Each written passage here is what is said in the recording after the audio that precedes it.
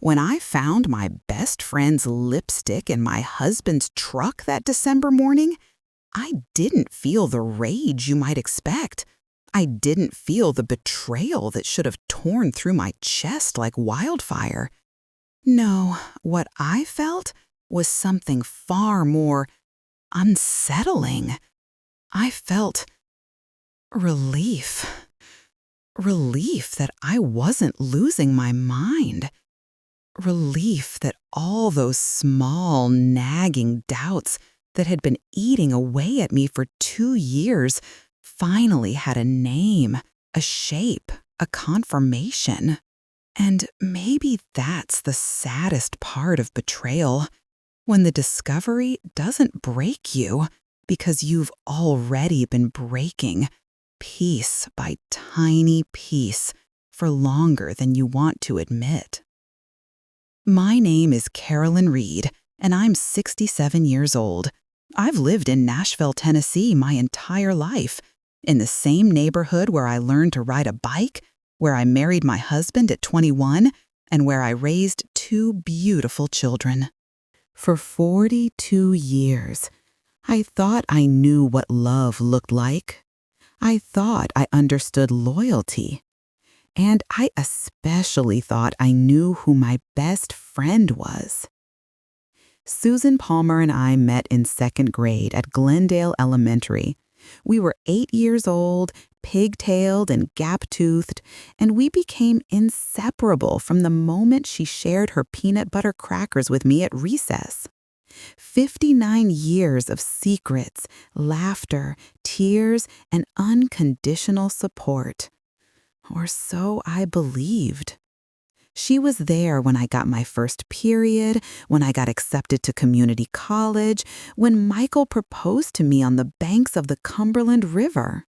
She was there in the delivery room when both my children were born, Jennifer and David, holding my hand and telling me I was doing great, even when I felt like I was being torn in half. Susan never married. She always said she never found the one, that she was too picky, too independent, too focused on her career in real estate.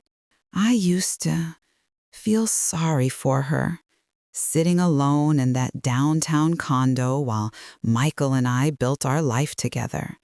I'd invite her to every holiday dinner, every birthday party, every family barbecue. My children called her Aunt Susan. My grandchildren made her cards on Mother's Day. She was family. But here's what I've learned about betrayal.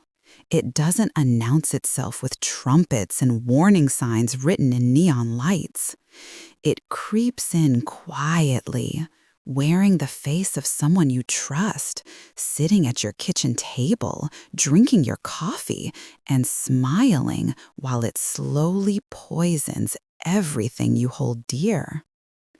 Now, before I go any deeper into this story, I need to tell you something important. If you found this video, it's because you're looking for something real stories about real women who faced impossible situations and found a way through. This channel exists because of viewers like you. And a hopeful, simple like on this video helps more women find these stories when they need them most. It takes just a second, but it makes all the difference in helping us reach others who might be sitting alone right now, wondering if they're strong enough to survive their own storm. So if you're willing, tap that like button and settle in, because what I'm about to share with you, hopefully, changed everything I thought I knew about love, friendship, and my own strength. I grew up in a modest 2-bedroom house on the east side of Nashville, in a neighborhood where everyone knew everyone else's business. And that wasn't always a bad thing. My father, Robert, worked at the Nissan plant that opened in Smyrna in the early 80s. And before that, he did whatever odd jobs he could find: roofing, painting, construction. My mother, Dorothy, cleaned houses for families in the wealthier parts of town. Coming home with her hands raw and her back aching, but always with a gentle smile, for my younger brother Tommy and me. Money was tight, but we never went hungry. Mama had a way of stretching $1 further than seemed possible, making a whole chicken last for 4 meals, mending our clothes instead of buying new ones, and somehow always having a little something extra saved for special occasions. We didn't have much, but we had each other, and in those days and that neighborhood, that seemed like enough. I met Michael Reed when I was 17 years old, the summer before my senior year at McGavick High School. He was 19, fresh out of school himself, working for his uncle's construction company and driving a beat-up Ford pickup that he was more proud of than anything else in the world. I was waitressing at a diner on Gallatin Pike, saving money for community college, when he came in one evening with a group of his buddies after work. They were loud and dirty and smelled like sawdust and sweat. But when Michael looked at me, something in my chest shifted. He had kind eyes. That's what I remember most. Brown eyes that crinkled at the corners when he smiled, and a smile that made me feel like I was the only person in the room. He left me a $5 tip on an $8 check, which was almost unheard of back then, and wrote his phone number on the napkin with a simple message. "Call me if you want to see a movie sometime." I waited 3 days before calling, not wanting to seem too eager, even though Susan told me I was being ridiculous and should just call him already. When I finally did, he picked up on the first ring, like he'd been waiting by the phone. We went to see Grease at the old Belcourt Theater, and he held my hand in the dark, his palm rough and calloused from work. But gentle, in a way that made me feel safe. That's how it started, with kindness, with gentleness, with a boy who opened doors and called when he said he would, and made me feel like I mattered. We dated for 4 years before he proposed, wanting to wait until he had saved enough for a proper ring and could promise me some kind of hopeful stability. We got married in a small ceremony at the community center, with Susan as my maid of honor, wearing a pale blue dress we'd found on sale at Kastner Knott. I was 21 years old, full of dreams about the life we would build together. Michael was 23, working his way up from laborer to foreman, determined to give me and our future children more than he'd had growing up. We rented a small apartment in Antioch at first, saving every penny we could for a down payment on a house. Those early years of marriage were hard, in the way that most young marriages are hard. We argued about money, about whose turn it was to do the dishes, about whether we could afford to go out to eat or if we needed to save that $20 for something more important. But we always made up before bed. That was our rule.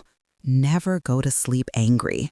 And Michael always kept that rule, even years later when keeping it became more difficult.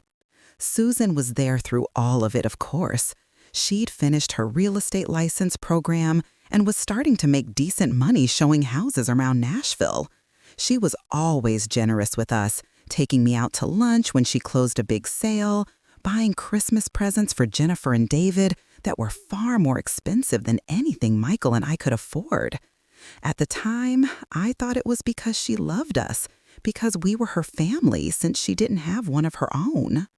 Her parents had moved to Florida when she was in her 30s, and she'd been an only child, so our family became hers. I remember feeling grateful for her presence in our lives, especially after the kids were born. Jennifer arrived in 1984, a beautiful baby girl with Michael's dark hair and my green eyes. Susan was there within hours, bringing balloons and stuffed animals and tears of joy.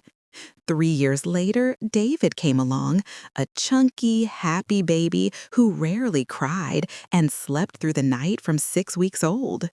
Susan threw us a baby shower for both kids, hosted birthday parties at her condo, and babysat whenever we needed a night out. She was always there, always available, always willing to help, and I never once questioned it. Michael and I bought our house in 1989, a modest three-bedroom ranch in Inglewood, not far from where I'd grown up. It needed work, the roof leaked, the kitchen was stuck in the 1960s, and the carpet was a shade of orange that should have been illegal, but it was ours. Michael spent years fixing it up, room by room, weekend by weekend, turning it into the home we'd always dreamed of. I worked part-time as a teacher's aide while the kids were young, then went back to school to get my teaching degree when David started kindergarten. It took me 6 years of night classes and summer courses, but I did it. And in 1995, at the age of 38, I started teaching second grade at the same elementary school where Susan and I had met all those years ago. It felt like coming full circle, standing in that classroom, shaping young minds the way my own teachers had shaped mine. Life fell into a comfortable rhythm. Michael worked long hours in construction management, moving up to regional supervisor by his early 50s. The money got better, the stress got higher. But we were making it work. Jennifer graduated from high school, then college, and became a nurse. David followed his father into construction, starting his own small contracting business. They both stayed in the Nashville area, both got married, both gave us grandchildren who filled our lives with the happy kind of joy I didn't know was possible until I held that first grandbaby in my arms. Susan remained a constant presence through all of it. She never missed a graduation, a wedding, a baptism. She was Aunt Susan at every holiday gathering, sitting at our table, laughing at Michael's jokes, helping me in the kitchen, playing with the grandkids. If you had asked me at any point during those 40 years of marriage who my two favorite people in the world were, I would have said Michael and Susan without hesitation. I trusted them completely, both of them, with my life, with my children, with my heart. And that trust, I would later learn, was the very thing that made their betrayal possible. The neighborhood we lived in was the kind of place where people stayed for generations. The Hendersons had been 2 doors down since before we moved in. The Morales family lived across the street, their kids growing up alongside ours. Everyone looked out for everyone else, borrowed cups of sugar, watched each other's houses when someone went on vacation, and gathered in driveways on summer evenings to drink beer and talk about nothing in particular. Susan's condo was only 15 minutes away, downtown near Broadway, close enough that she could pop over whenever she wanted, and she did, at least 2 or 3 times a week, sometimes more.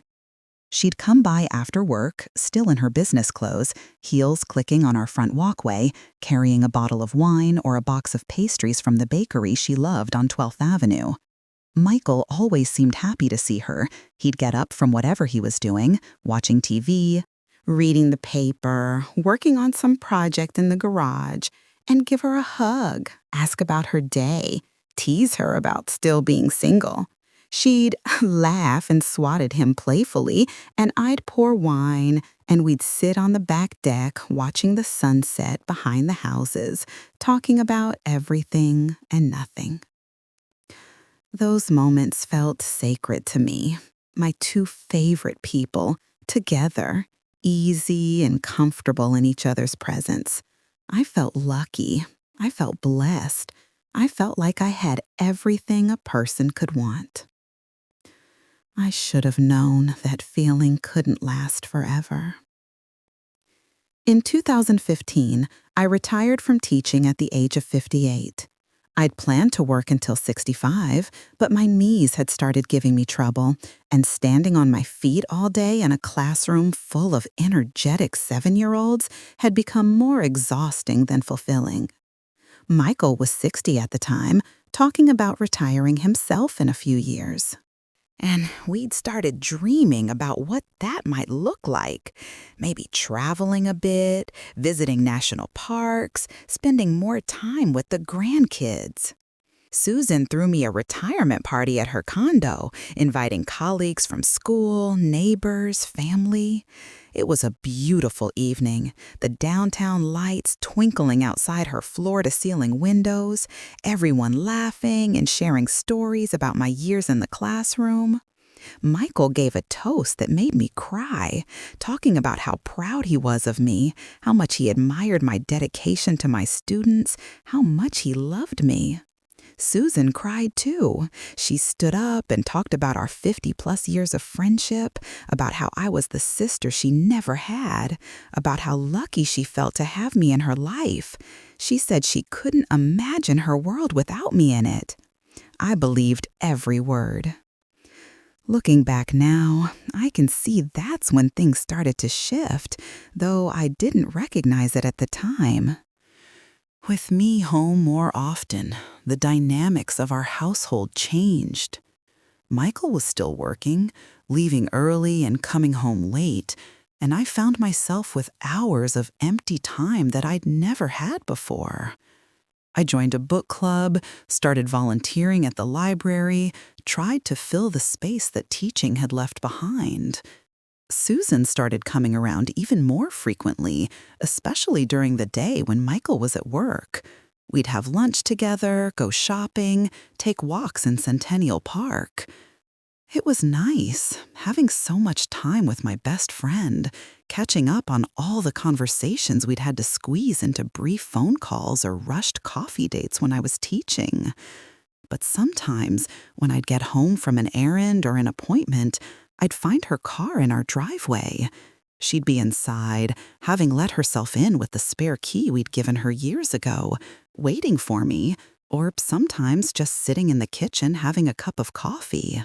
She always had a reason. She was in the neighborhood showing a house. She wanted to drop off something she'd picked up for me. She just wanted to say a quick hello. "You should really call first," I told her once, trying to keep my tone light. "What if I'd been home and in the shower or something?"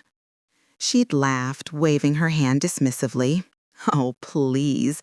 After all these years, you're worried about me seeing you in a towel? Besides, I knocked. You just weren't home." It seemed reasonable at the time. We were best friends. What did it matter if she let herself in? Michael didn't seem to mind either. In fact, he seemed to encourage it. "Susan's like family," he'd say. "Let her come and go as she pleases. What's ours is hers." That generosity of spirit was one of the things I'd always loved about him. He had a big heart, always willing to help someone in need, always opening our home to friends and family.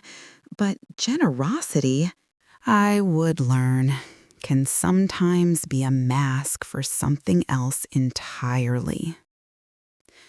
The first real sign that something was off, though I didn't recognize it as such at the time, came about 6 months after my retirement.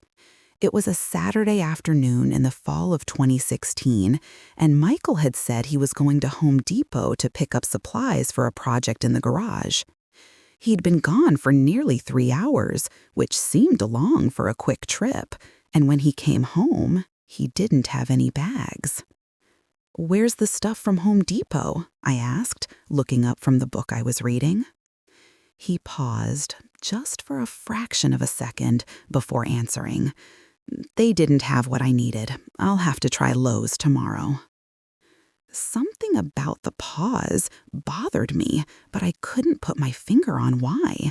It was such a small thing, barely noticeable, just a tiny hesitation before speaking, but it anxiously stuck with me like a pebble in my shoe that I couldn't quite shake loose. A few weeks later, Susan canceled our standing Thursday lunch date at the last minute, texting me that something had come up with a client. That same afternoon, Michael came home 2 hours early from work, saying there'd been a mix-up with a scheduled job site visit. I didn't think much of it. These things happen. But when I called Susan that evening to reschedule our lunch, she didn't answer. And when I tried Michael's phone to ask him to pick up milk on his way home from wherever he'd gone after getting home early, he didn't answer either. They both called me back within 15 minutes of each other, both with perfectly reasonable explanations. Susan had been in a meeting. Michael had been in a loud store and hadn't heard his phone. Of course, perfectly normal.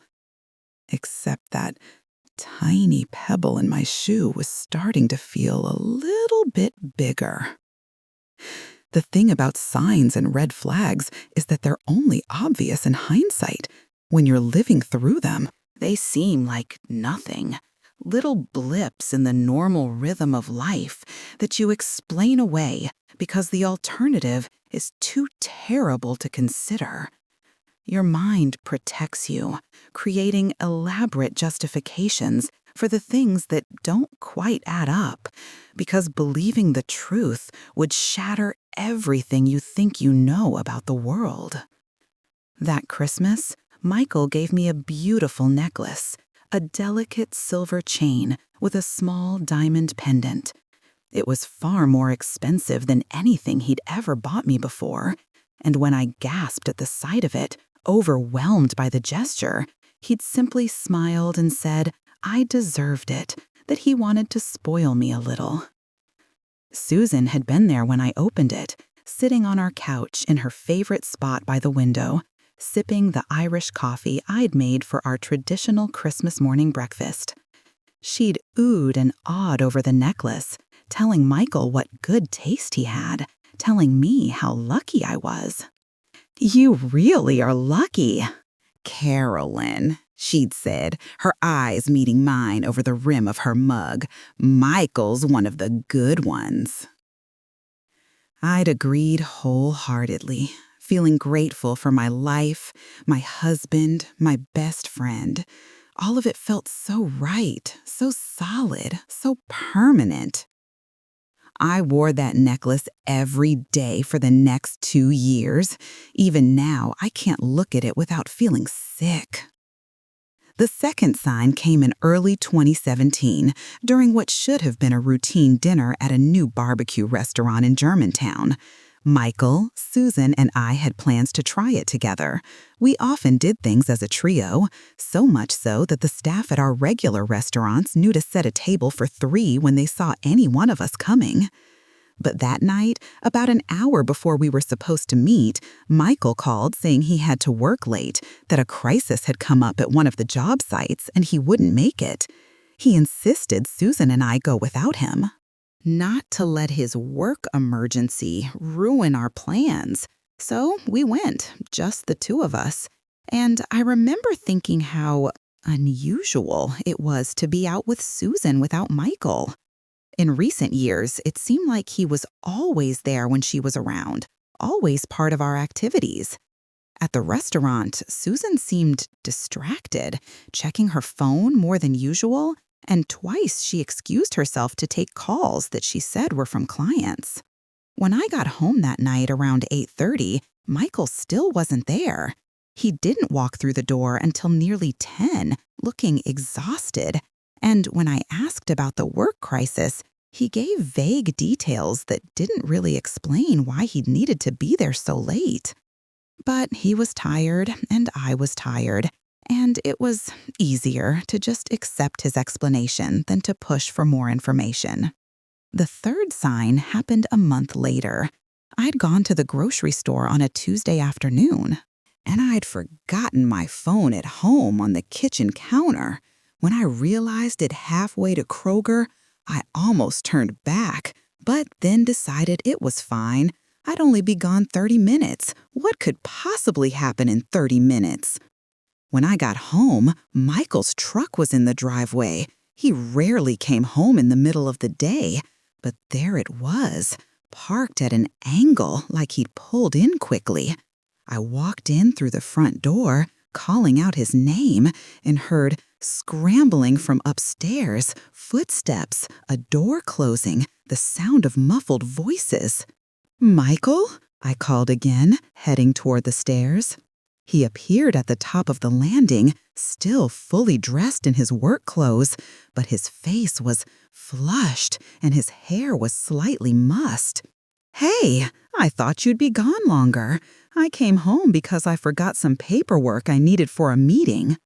"Oh," I said, confused. "I forgot my phone, so I came back." "Do you need help looking for it?" No, I found it," he said quickly, coming down the stairs. "Just grabbed it from the office. I should get going, actually." He kissed my cheek and was out the door before I could say anything else. I stood in the entryway for a moment, feeling unsettled. Something felt wrong, but I couldn't identify what. The house felt different somehow, the air charged with something I couldn't name.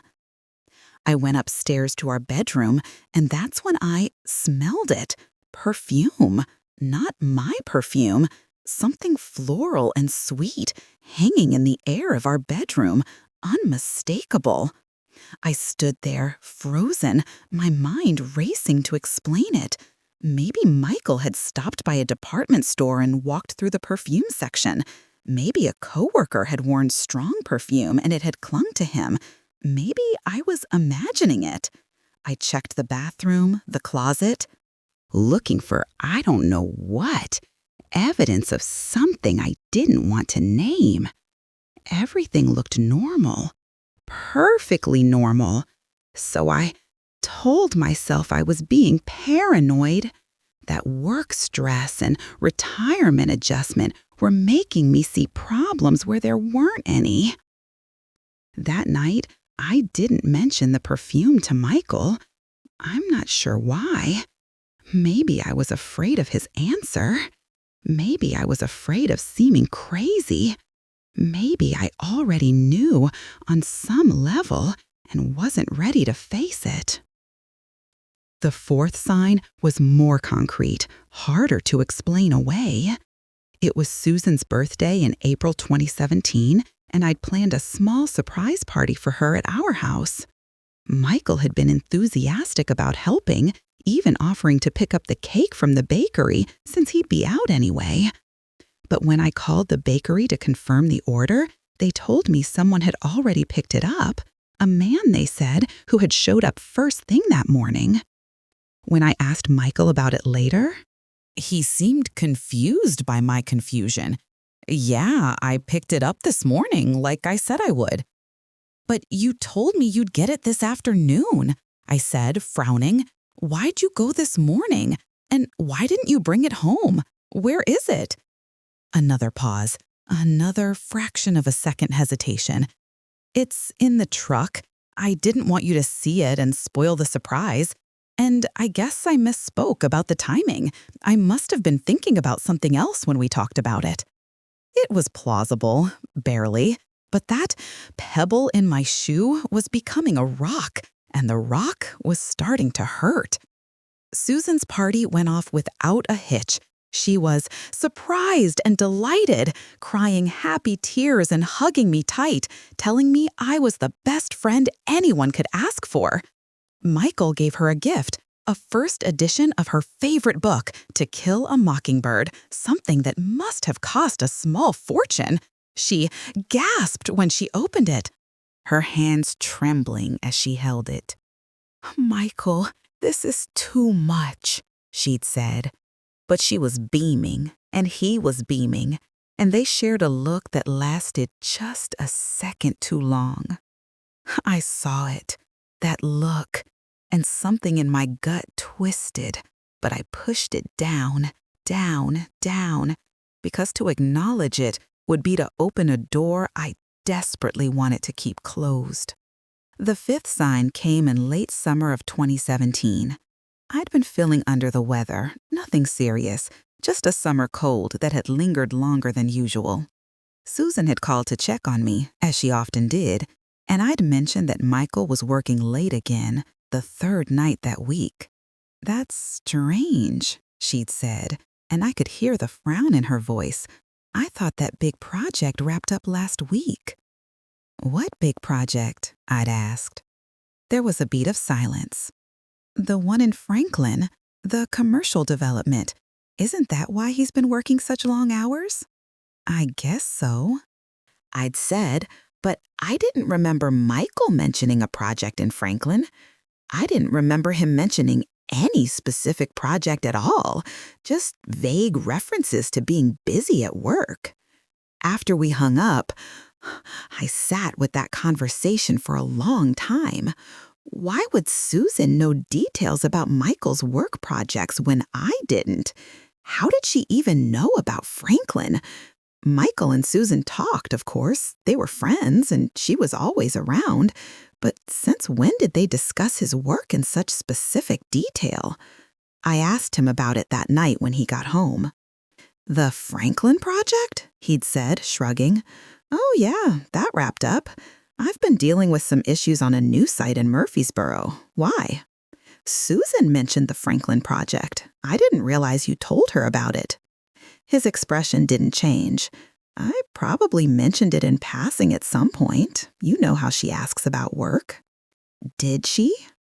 I tried to remember conversations where Susan had asked Michael about work, and I couldn't recall many.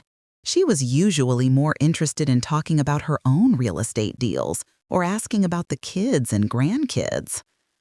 But again, I let it go. Because letting it go was easier than facing what holding on to it might mean. The sixth sign happened in October 2017. Michael and I had plans to drive up to Gatlinburg for a long weekend, just the two of us, something we hadn't done in years. But 2 days before we were supposed to leave, he said he couldn't go, that a major issue had come up at work that required his immediate attention, that he was so sorry, but he just couldn't leave town right now. I was disappointed, but understanding. Work was work, and at his level of management, these things happened. We canceled the cabin reservation, and I resigned myself to a quiet weekend at home. But then, on Saturday morning, I'd run into Michael's coworker Dave at the hardware store. We'd chatted for a few minutes, and I'd mentioned how disappointing it was that Michael had to work through the weekend. Dave had looked surprised, confused. "Work? This weekend? Pretty sure the bosses gave everyone the weekend off. We've been busting our butts all month, and this was supposed to be a thank you." I'd laughed it off, said I must have misunderstood, but my hands were shaking as I pushed my cart down the aisle. When I got to my car, I sat in the parking lot for 20 minutes, staring at nothing, my mind churning. Where was Michael? If he wasn't at work, where had he been spending all those late nights, all those weekends, all those unexplained absences? I called him, my heart pounding. He answered on the third ring, and I could hear traffic in the background. "Where are you?" I asked, trying to keep my voice casual. "Just leaving the office," he said. "About to head home. Need me to pick something up?" "Which office?" The words were out before I could stop them. "What?" "Which office? The main one or the site trailer?" "The main one. Why? Is everything okay?" "Yeah," I said, my voice hollow. "Everything's fine." But everything wasn't fine. Everything was very, very wrong. The seventh sign came just 2 weeks after that, and it was the one that made me realize I couldn't keep pretending. I'd gone to bed early one Sunday night, around 9 o'clock, exhausted from a day of babysitting my daughter's kids. Michael had said he was going to watch the end of the game and would be up soon. I woke up around midnight needing water, and his side of the bed was empty. I figured he'd fallen asleep on the couch, something he did occasionally when a game went into overtime. But when I went downstairs, the TV was off, and the living room was empty. His truck was still in the driveway, so he hadn't gone anywhere. But he wasn't in the house. I checked the garage, the backyard, even went so far as to look in the guest room, thinking maybe he hadn't wanted to wake me and had decided to sleep there. Nothing. He was gone. I called his phone. It rang from upstairs in our bedroom, sitting on his nightstand. He'd left without it. Panic started to set in. Had something happened to him? Had he gone for a walk and gotten hurt? I was about to call the police when I heard the front door open softly. Michael stepped inside, still fully dressed, looking surprised, startled to see me standing there. "Where were you?" I asked, my voice sharper than I intended. "I couldn't sleep, so I went for a walk," he said, not meeting my eyes. "At midnight? Without your phone? Michael, I was worried sick." "I'm sorry," he said, moving past me toward the stairs. "I didn't mean to worry you. I just needed some air." But he smelled like perfume again, that same sweet floral scent that I couldn't place. And there was something else, too. He smelled like smoke, even though Michael had quit smoking 30 years ago. I followed him upstairs, my mind racing, but by the time I got to our bedroom, he was already in the bathroom with the shower running. When he came out 20 minutes later, smelling only of soap and shampoo, he climbed into bed without a word and turned away from me. I lay awake the rest of the night, staring at the ceiling, my mind going in circles. All the signs, all the little inconsistencies, all the moments that hadn't quite added up, they were piling up into something I couldn't ignore anymore. But I still didn't want to name it, because naming it would make it real.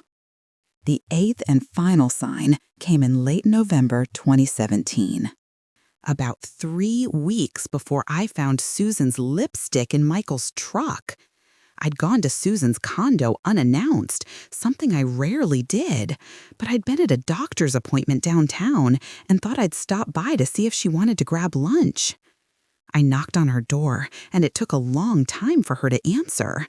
When she finally did, she looked flustered, her hair messy, wearing a bathrobe at 2 in the afternoon on a Tuesday. "Carolyn, what are you doing here?" she'd said, not opening the door wide enough for me to see inside. "I was nearby and thought we could get lunch. Is this a bad time?" "I'm not feeling well," she said quickly. "I think I'm coming down with something. Maybe another day?" "Oh no, can I get you anything? Do you need me to run to the pharmacy?" No, I'm fine. I just need to rest. I'll call you later, okay?" She'd practically shut the door in my face, and I'd stood there in her hallway, feeling dismissed and confused. Susan and I had been friends for almost 60 years. We'd seen each other through stomach flus, broken bones, childbirth, and everything in between. When had she ever turned me away when she wasn't feeling well? As I walked back to my car, I looked up at her building, at the wall of windows that made up the side facing the street. I counted up to the 8th floor where her condo was, finding her windows. And there, standing behind the glass, I saw a silhouette, a man's silhouette, tall and broad-shouldered, moving through her living room. Susan had a man in her apartment? After decades of being perpetually single, Susan Palmer had a man in her apartment in the middle of the afternoon on a Tuesday. And for some reason, she hadn't wanted me to know about it. I should have been happy for her. I should have been excited that she'd finally found someone. But instead, I felt a fearful, cold dread settling in my stomach, because something about the man's shape, the way he moved, felt familiar. I drove home in a daze, trying to talk myself out of the terrible thought that was taking shape in my mind. It couldn't be. It absolutely couldn't be. Michael wouldn't. Susan wouldn't. Not together. Not my husband and my best friend. Not the two people I trusted most in the world. But 3 weeks later, on a cold December morning, I would find irrefutable proof that yes, they would, and they had, and they'd been doing it, I would eventually piece together, for more than 2 years. The morning I found the lipstick, December 15th, 2017, started like any other Friday. Michael had left for work around 6:30, kissing my forehead like he always did, telling me he'd be home late because of a client dinner. I'd mumbled something from half sleep, heard the front door close, and drifted back into dreams that I can no longer remember.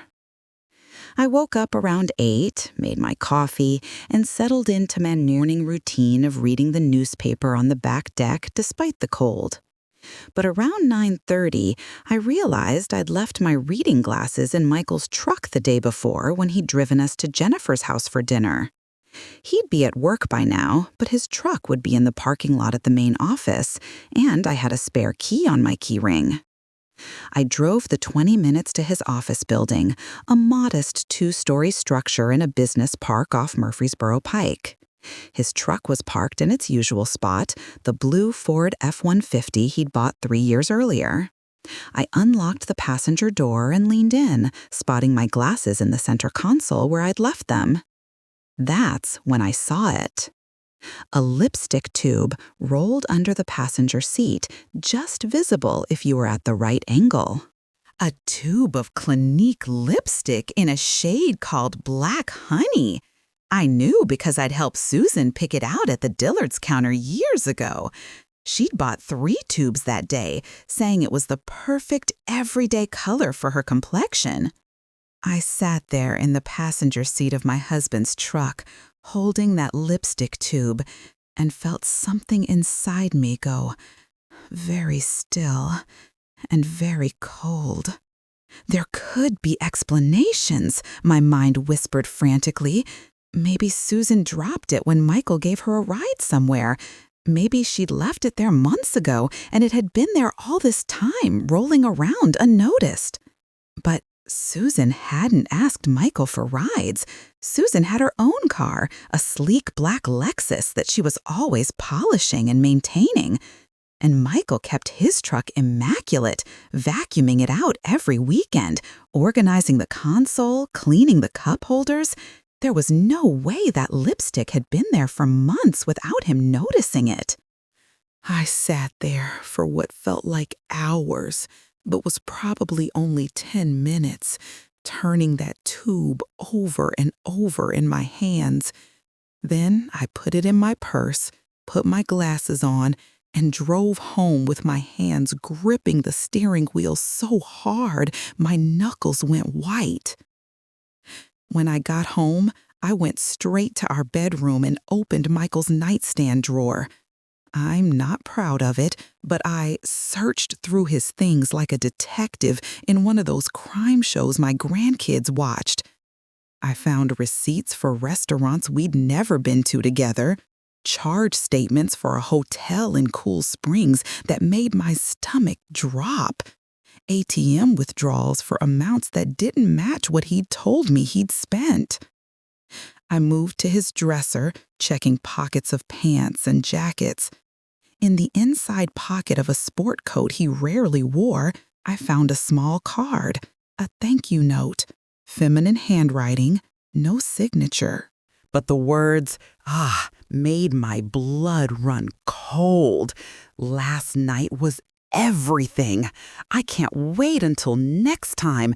You make me feel alive again. The handwriting was Susan's. I'd seen it 1,000 times over nearly 60 years, on birthday cards, Christmas letters, notes passed in school when we were girls. I would know her handwriting anywhere. I sat on the edge of our bed, the bed I'd shared with Michael for 42 years, where we'd conceived our children, where we'd comforted each other through losses and celebrated joys, where I'd trusted him completely every single night. and I felt something crack open inside me that I didn't know could break. But I didn't cry, not yet, because underneath the pain, underneath the betrayal, was something else, a cold, calculating anger that demanded answers, demanded proof, demanded to know exactly how deep this deception went. I spent the rest of that day gathering evidence. I checked our phone records online and found hundreds of calls between Michael's number and Susan's, calls that lasted 20, 30, sometimes 40 minutes, made late at night when he said he was working in his home office. I checked our credit card statements and found charges at jewelry stores, florists, lingerie boutiques. I checked the Find My Phone app that the kids had set up on our phones for safety and saw that Michael's location history over the past few months showed frequent stops at Susan's condo address, sometimes for hours at a time. The evidence piled up like stones, each one heavier than the last, building a wall of undeniable truth that I could no longer avoid or explain away. My husband was having an affair with my best friend for at least 2 years, probably longer. And they'd been carrying on right under my nose, in my house, in my life, with my trust as their shield. I thought about confronting Michael when he came home that night, but something stopped me. I needed more than evidence. I needed to understand how this had happened, when it had started, whether there was anything about my marriage or my friendship that had been real. I needed to be strategic about what I did next, because confronting them without a plan would give them the opportunity to spin the story, to make me doubt myself, to make me the villain somehow. So when Michael came home around 9 that night, smelling like cologne and mints, I acted normal. I asked about his dinner, listened to his lies about clients and contracts, and went to bed beside him like I had thousands of times before. Except this time, I lay awake, listening to him breathe, wondering how many nights he'd lay next to me, thinking about her. The next morning, Saturday, I told Michael I was going to help at the library book sale and would be gone most of the day. Instead, I parked down the street from Susan's building and waited. Around 11, Michael's truck pulled into the parking garage. I watched him get out, glance around furtively, and hurry inside. I waited 30 minutes, then called Susan's phone. She didn't answer. I called Michael's phone. He didn't answer either. I sat there in my car, shaking with rage and grief, staring at that building where my husband and my best friend were undoubtedly together, probably in the same bed where I'd helped Susan pick out sheets just 2 years ago. If you're watching this and you've ever been betrayed by someone you loved, you understand what I'm feeling right now sharing this. And if you've made it this far in my story, I hope you'll take just a second to hit that like button and let me know you're here with me. Tell me in the comments what you think you would have done in my situation. Would you have confronted them right away, or would you have waited like I did? Your support and your stories help me know I'm not alone, and they help other women find these videos when they need them most. So please share your thoughts below. I drove home in a fog, my mind spinning with images I couldn't stop. Michael's hands on Susan's skin, their lips meeting, their bodies tangled together in ways that should have been reserved for us alone. How many times had they laughed about me? How many times had they made love and then come to my house for dinner, sitting at my table, eating my food, pretending everything was normal? When Michael came home that evening around 5, his hair damp from a shower, I asked him casually how his day had been. Quiet day at home, he said, not meeting my eyes. Caught up on some paperwork, watched some football, the usual Saturday stuff.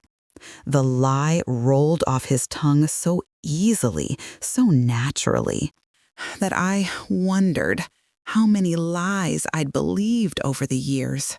How much of our marriage had been built on deception. That night, I pretended to be asleep when he came to bed, but determined I was wide awake planning. Because I'd realized something important during those terrible hours of watching and waiting. I wasn't going to let them get away with this quietly. I wasn't going to be the sympathetic victim who fell apart while they rode off into the sunset together. I was going to make sure everyone knew exactly what they'd done. But first, I needed absolute proof, the kind of proof that couldn't be denied or explained away. Over the next 2 weeks, I became someone I didn't recognize. A spy, a detective, a woman obsessed with uncovering every detail of her husband's betrayal. I installed a tracking app on Michael's phone while he was in the shower, using a trick my grandson had shown me for finding lost devices. I set up a small camera in the living room, hidden in a decorative basket on the bookshelf, positioned to capture the front door and part of the couch. I watched and documented everything. Michael leaving for work and driving straight to Susan's condo. Susan's car parked in the lot at the grocery store we both shopped at 20 minutes before Michael's truck pulled in next to hers. Text messages I recovered from Michael's phone using software I found online. Messages that made me physically ill to read. I love you more than I've ever loved anyone. I wish we could tell her. Soon, I promise, we'll be together soon. They were planning a future together. They weren't just having an affair. They were in love. Or at least they thought they were. The worst part, the part that truly broke something fundamental inside me, came 3 days before Christmas. I told Michael I was going to Jennifer's house to help wrap presents. Instead, I parked near Susan's building again, watching. Michael arrived around 2 in the afternoon. I waited an hour, then took the elevator up to her floor. I stood outside her door, my hand raised to knock, my heart pounding so hard I thought I might pass out. And then I heard them. Laughter, music, the unmistakable sounds of intimacy. I heard Michael's voice say, "I love you," and I heard Susan respond, disgusted, "I love you too. I've loved you for so long." I don't remember getting back to my car. I don't remember driving home. The next thing I clearly recall is sitting in my kitchen, staring at the Christmas decorations I'd put up just the week before, decorations that now seemed like props in some elaborate theatrical production where I was the only one who didn't know the plot. Christmas that year was an exercise in torture. Both Michael and Susan were at our house on Christmas morning, as they had been every year for decades. Susan brought gifts for everyone, including an expensive watch for Michael that she presented with a meaningful look that everyone else probably thought was just affection. Michael gave Susan another rare book, this one a signed first edition of Pride and Prejudice that must have cost over $1,000. My children and grandchildren were there, laughing and opening presents, completely oblivious to the fact that their family was built on lies. I watched Susan play with my grandchildren, watched Michael help her clean up wrapping paper, watched them exchange glances across the room, and I felt like I was watching actors in a play about my life. Jennifer pulled me aside at one point, concerned. "Mom, are you okay? You seem really distracted." "Just tired, honey," I'd said, forcing a smile. "It's been a busy season." But I wasn't just tired. I was planning, because by that point, I'd made a decision about what I was going to do, and it was going to require perfect timing and absolute composure. The full scope of their betrayal revealed itself on New Year's Eve 2017 in a way that was almost cinematic in its cruelty. Michael had said he needed to work on New Year's Eve, which seemed absurd even by his standards of elaborate lies. We'd been invited to a party at our neighbor's house, the Hendersons, people we'd known for almost 30 years. Michael claimed he couldn't go, but insisted I should, that I shouldn't miss out just because he had to work. Susan had also been invited to the party.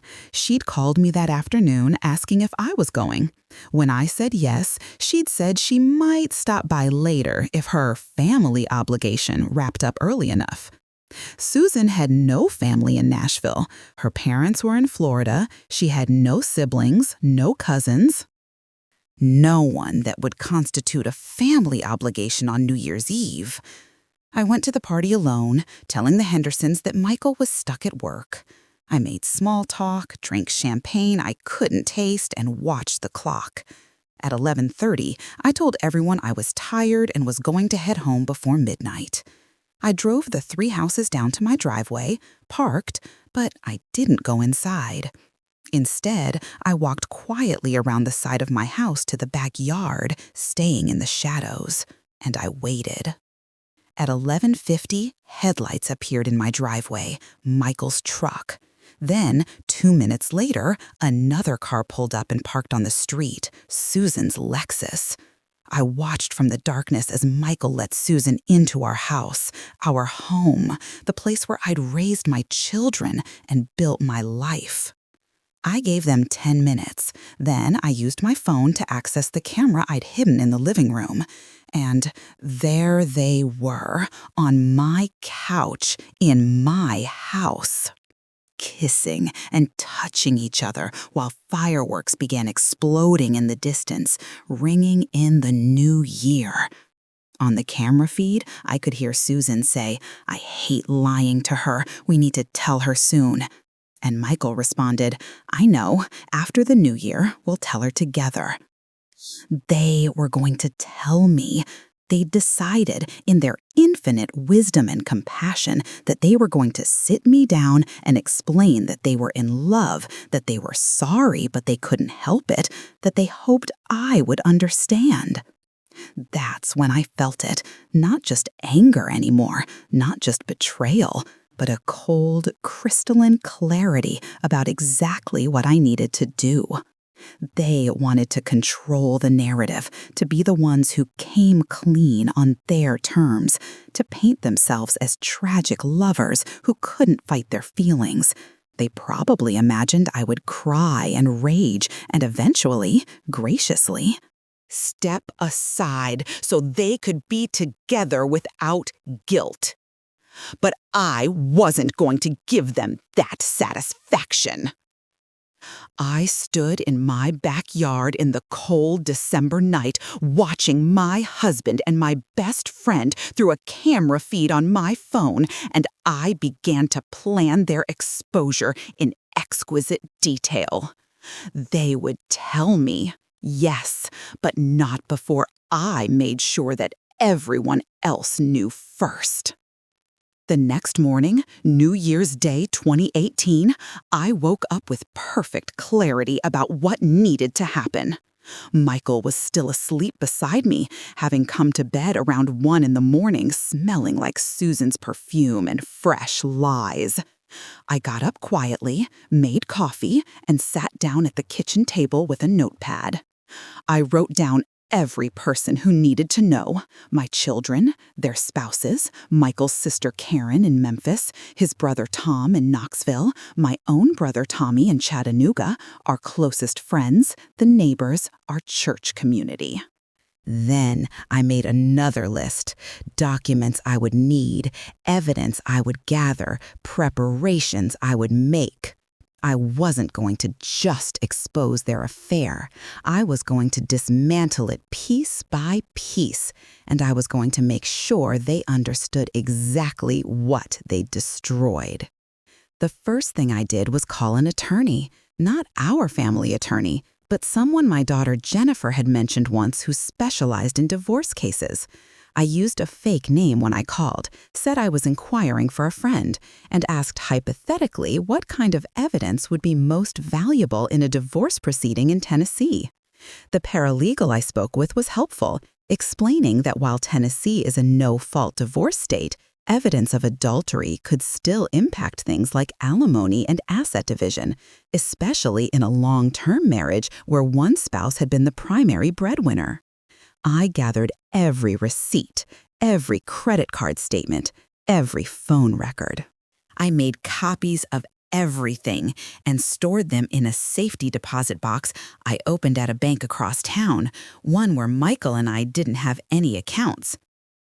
I transferred money from our joint savings into a new account in my name only, not all of it, just enough to make sure I wouldn't be destitute if Michael froze our accounts when this all came out.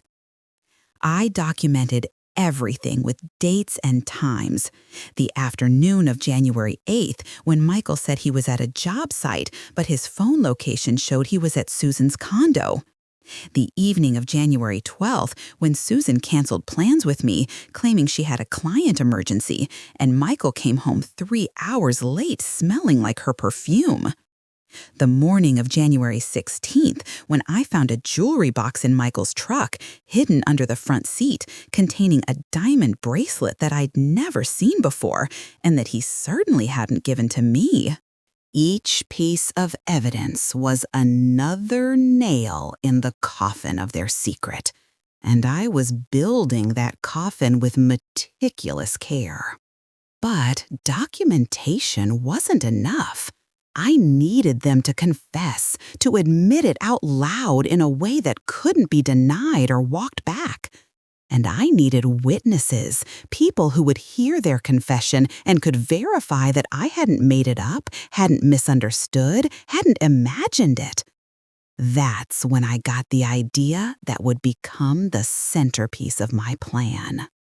Susan and I had a tradition every year, a joint birthday party in late April since our birthdays were only 2 weeks apart. We alternated who hosted, and this year, 2018, it was my term.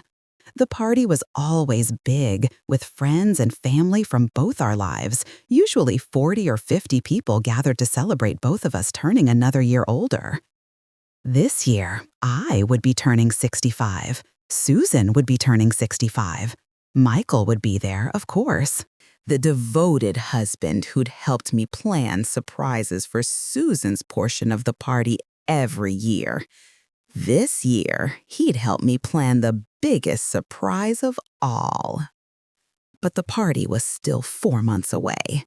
In the meantime, I had to play the role of oblivious wife and faithful friend flawlessly. I had to let them continue their affair, continue their lies, continue making plans for their future together, while I methodically prepared their reckoning. It was January 23rd when they finally tried to tell me, or rather, when they announced they were ready to tell me. I came home from volunteering at the library to find Susan's car in my driveway, and both of them sitting at my kitchen table with serious expressions. Michael's hand was on Susan's, and they broke apart when I walked in, exchanging a look that I now recognized as conspiratorial. This was it. This was their big moment, their confession. Their chance to control the narrative, and I nearly laughed at how predictable they were, how they'd choreographed this scene to make themselves feel better about what they'd done. But I didn't let them finish. I put my purse down, smiled brightly, and said, "Actually, before you two say whatever you're about to say, I need to tell you about this amazing idea I had for our birthday party this year." I launched into an enthusiastic description of my plans, a big celebration, even bigger than usual, a real milestone party since we were both turning 65.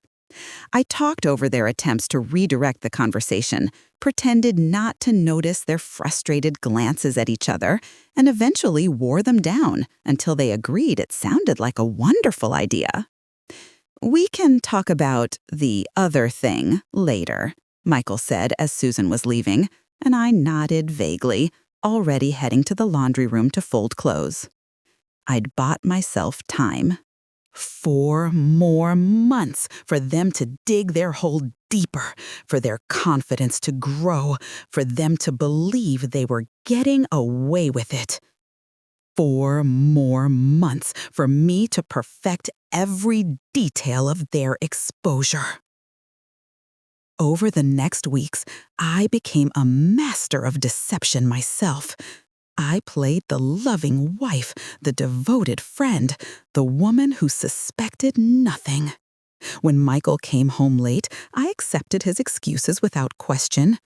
When Susan wanted to talk about something important, I changed the subject or claimed I was too busy. I let them think they'd successfully deceived me, let them grow comfortable in their lies. Meanwhile, I was working behind the scenes with the precision of a military strategist. I hired a private investigator, a retired police detective named Marcus, who came highly recommended and who assured me he'd seen this scenario play out 100 times. He followed them, photographed them, documented every meeting, every lunch, every afternoon they spent at Susan's condo or in hotel rooms across Nashville. The photos Marcus brought me were devastating. Michael and Susan walking hand in hand through Centennial Park, kissing in the parking lot behind a restaurant, entering hotels together with overnight bags. But they were also exactly what I needed. Undeniable, time-stamped, impossible to explain away. I met with an attorney in early February, this time using my real name and laying out my entire situation. Her name was Patricia Brennan, a no-nonsense woman in her 50s who'd built a reputation taking cheating spouses to the cleaners. She looked at my evidence, listened to my story, and smiled grimly. "You have enough here to make this very expensive for him," she said. "But you mentioned wanting more than just a favorable divorce settlement. You want public exposure." "I want everyone to know," I said, my voice steady. "I want them to understand exactly what they did, how long they did it, and how calculated it was. I don't want sympathy for them. I don't want people saying they fell in love or couldn't help it. I want the truth to be so clear that there's no room for their romantic narrative." Patricia leaned back in her chair, studying me. "That's not about money or assets. That's about justice. And I can help you with the legal side, but the exposure part, that's all you." "I know," I said, "and I have a plan." Over the next 2 months, I executed my plan with the care of a jeweler setting precious stones. I told my children in private, one by one, showing them the evidence and swearing them to secrecy until the right moment. Jennifer cried when I showed her the photos. David put his fist through his own wall and had to be talked down from confronting Michael immediately.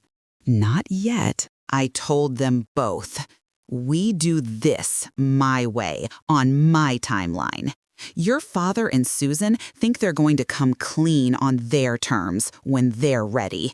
but we're going to take that control away from them. I convinced them both that patience would yield better results than confrontation.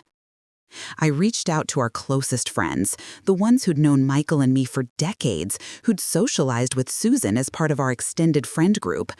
I showed them the evidence privately, explained what I was planning, and asked if they would stand with me.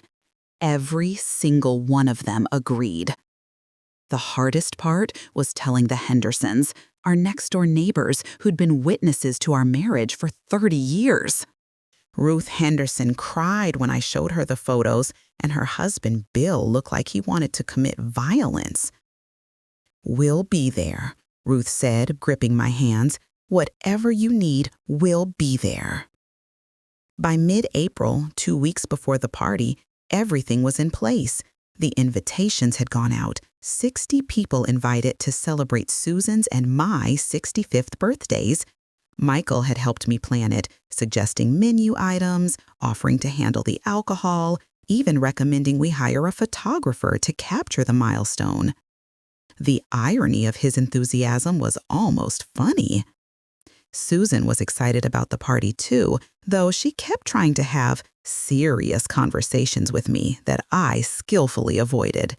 She'd even bought a new dress for the occasion, she told me, something special for such an important birthday. I'd bought a new dress too, but mine wasn't for celebration. It was armor for battle. The week before the party, I did one final thing that I knew I'd need later. I sat down with my laptop and wrote out everything, every detail of the affair, every piece of evidence, every moment of discovery. I wrote about the lipstick in the truck, the phone records, the surveillance, the planning. I wrote about how it felt to be betrayed by the two people I trusted most in the world. And I wrote about what I was going to do about it. Then I saved that document, printed it out, made copies, and stored them in multiple locations. Because I knew that after the party, Michael and Susan would try to spin this story. They'd claim I'd overreacted, that I'd misunderstood, that things weren't as bad as I was making them seem. But I would have a documented record written in real time showing exactly what they'd done and how they'd done it. On April 26, 2018, the night before the party, I barely slept. I lay next to Michael in our bed, listening to him breathe, thinking about the last night we'd spend together as a husband and wife, because I knew that after tomorrow, after what I was going to do, there would be no going back. Michael had no idea. Susan had no idea.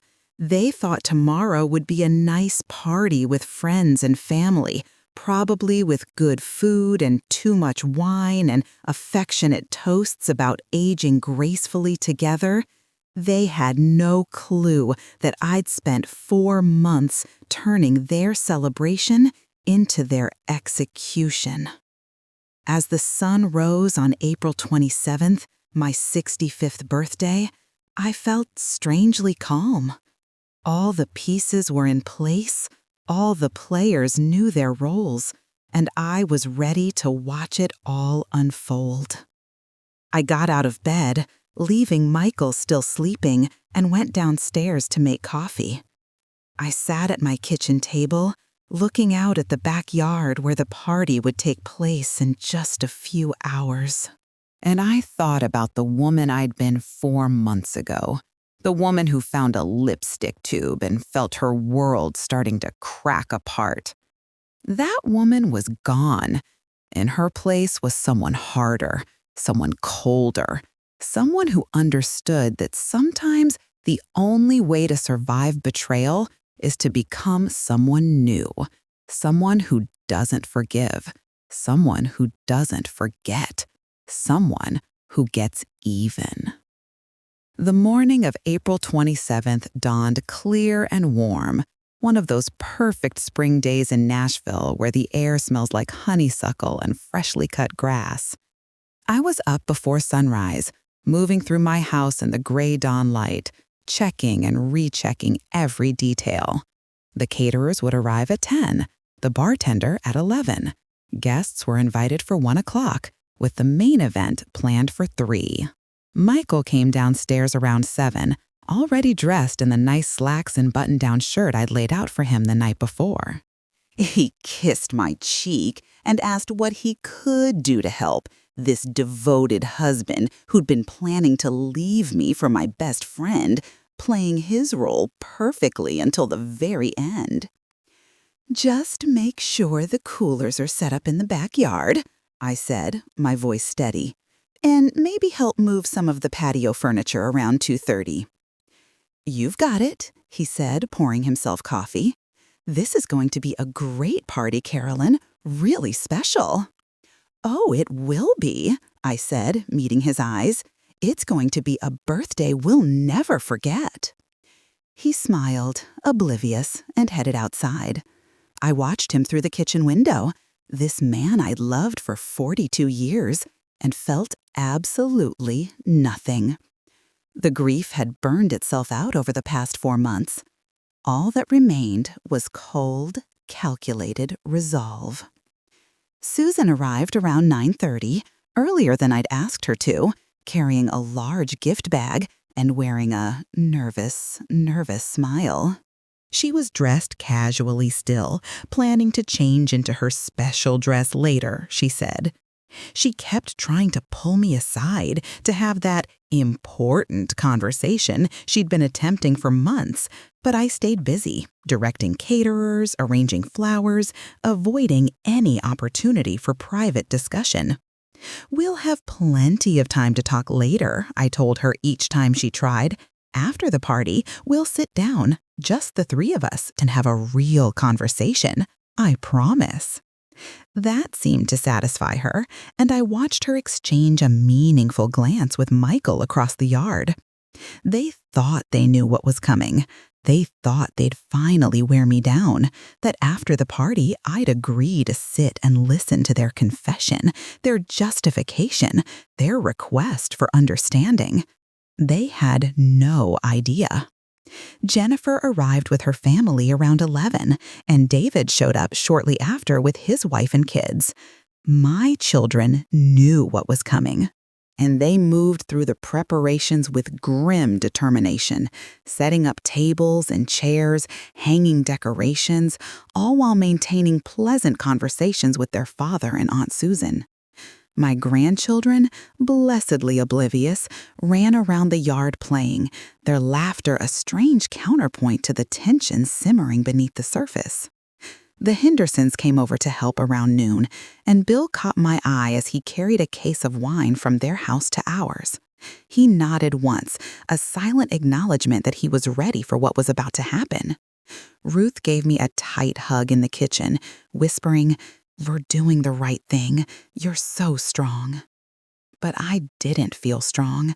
I felt like I was made of ice, brittle and cold, holding myself together through sheer force of will. By 12:30, I went upstairs to change into my dress. I'd chosen it carefully, a deep navy blue. Elegant, but not festive. Sophisticated, but somber.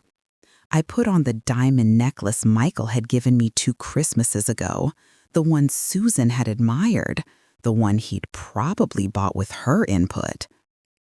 I looked at myself in the mirror, this 65-year-old woman with silver in her hair and determination in her eyes, and I barely recognized myself. The woman looking back at me was someone new, someone who'd been forged in the fire of betrayal and had come out harder, sharper, unbreakable. Guests started arriving at 1 o'clock, and the party took on the atmosphere of any other gathering we'd hosted over the years.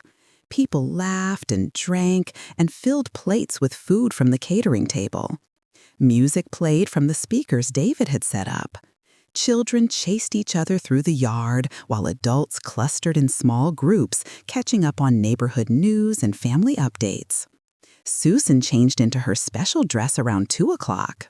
A soft pink creation that probably cost more than my monthly grocery budget. She floated through the party, accepting birthday wishes, hugging friends, posing for photos with me that I knew she'd look at later with guilt and regret. Michael stayed close to both of us, the perfect husband and devoted friend, topping off drinks and telling stories and playing his part flawlessly. At 2:30, Patricia Brennan, my attorney, arrived. She wasn't dressed like an attorney, just a guest in casual spring attire, carrying a gift bag and blending seamlessly into the crowd. But I'd asked her to be there, and she'd agreed, understanding that what was about to happen might require legal witness.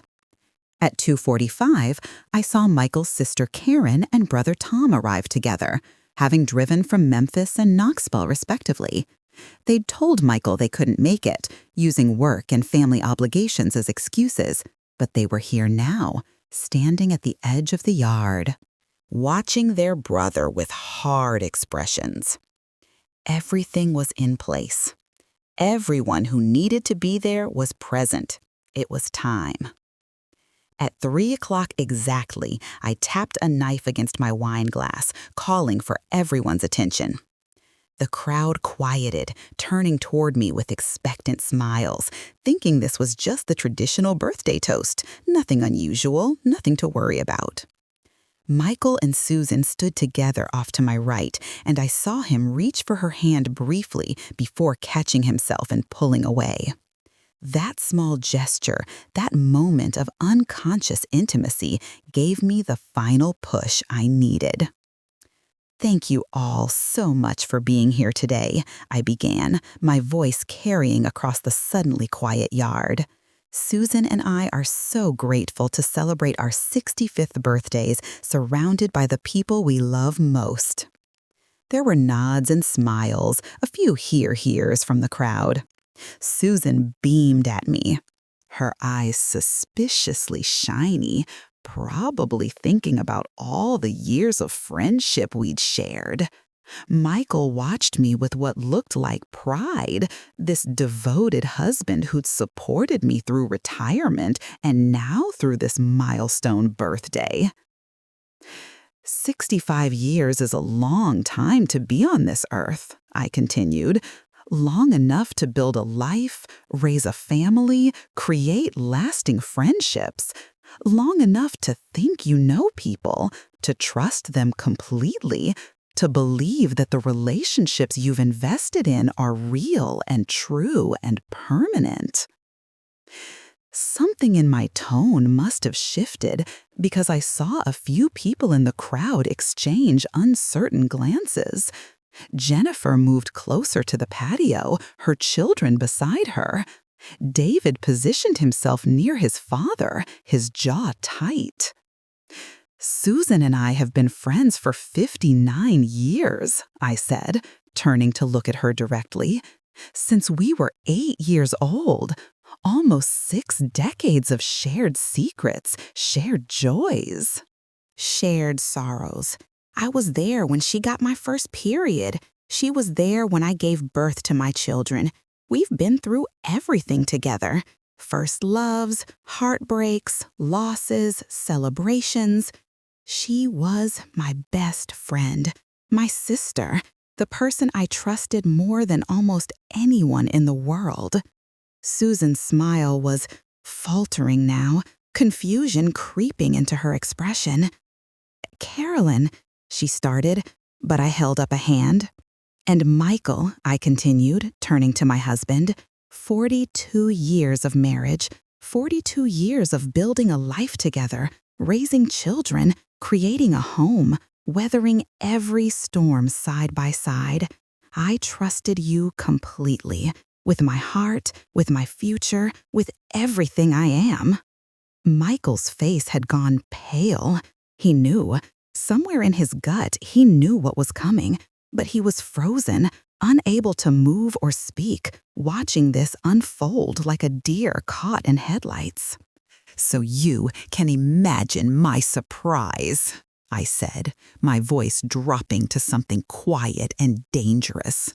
When I discovered 4 months ago that the 2 people I trusted most in the world had been betraying me for over 2 years.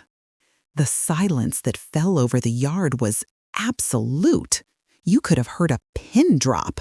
60 people stood frozen, processing what I just said, their faces registering shock, confusion, denial. "That's right," I continued, reaching into my pocket and pulling out a small stack of photographs. "My husband and my best friend have been having an affair.